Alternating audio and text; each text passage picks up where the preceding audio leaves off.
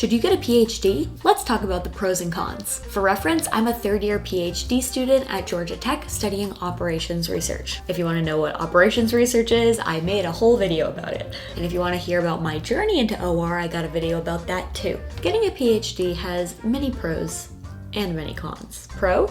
You get to be called doctor when you graduate. Con? No one knows when they're going to graduate. Pro? You don't have to take as many classes. And in the classes that you do take, grades don't really matter. I mean, you're already in your doctoral program, and when you apply for jobs, they're not going to ask you what your GPA was. They're going to see that you're a doctor. But the cons, the classes you do take time away from your research.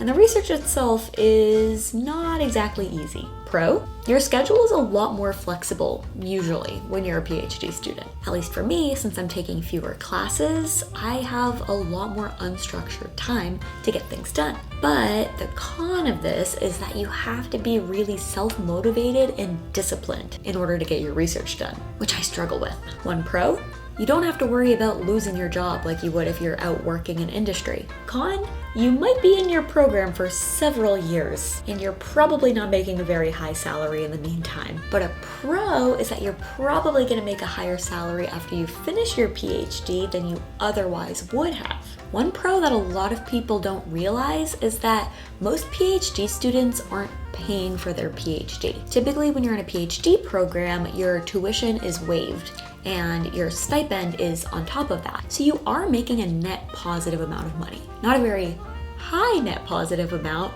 but positive nonetheless. A pro is that many schools will guarantee funding for a certain number of years. A con is that you have to constantly be applying for grants and other sources of funding. A pro is that you become an expert in a field, and at least in my case, for the first time, I really feel like I truly understand this area of math. I feel like I have my niche, and I love that. Now, the flip side of that is that because there's not as many people studying the thing you're studying, you don't have as many resources to lean on. When you're studying Algebra 2, you can go on Khan Academy and do some practice lessons, or Google it. There's an endless supply of resources. But in my advanced combinatorial optimization class, there was no Khan Academy video for me to watch. A pro is that you don't have to be naturally gifted in the area that you study. You just have to be a hard worker and have a really strong interest in a field. The flip side is that you're gonna have to work really hard, no matter how smart you are. When you're getting your PhD, you're doing research that hasn't been done before, so you don't have some textbook with all the answers in the back. You're finding the answers in your own brain.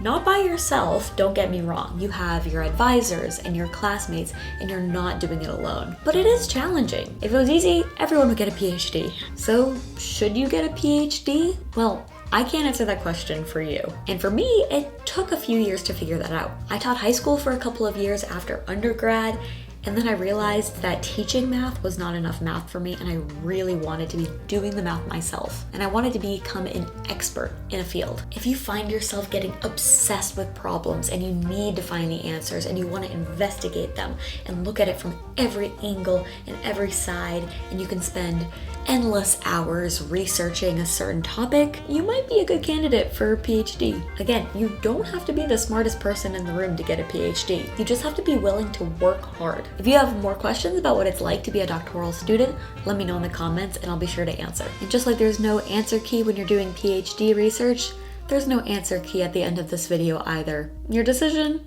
is up to you.